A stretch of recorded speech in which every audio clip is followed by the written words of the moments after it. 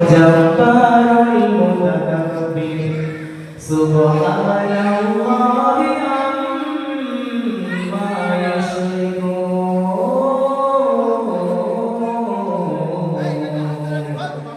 هو الله الخالق البارئ المصور له الأسماء الحسنى يسبح له ما في السماوات والأرض وهو العزيز الحكيم অসংখ্য শুকরিয়া আলহামদুলিল্লাহ। তারপরে পরে জানাই যে নবী কিরাম সৃষ্টি করলেন মহান রব্বুল আলামিন। আসমান জমিন কুল কায়নাত এমনকি আমাদের কাউকে সৃষ্টি করতেন না।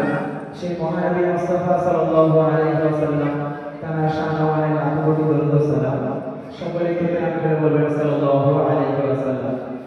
আমি ছোট্ট করে একটা শুরু করব যে নবী কিরাম সৃষ্টি করলে আল্লাহ আসমান জমিন কুল কায়নাত কাউকে সৃষ্টি করতেন না।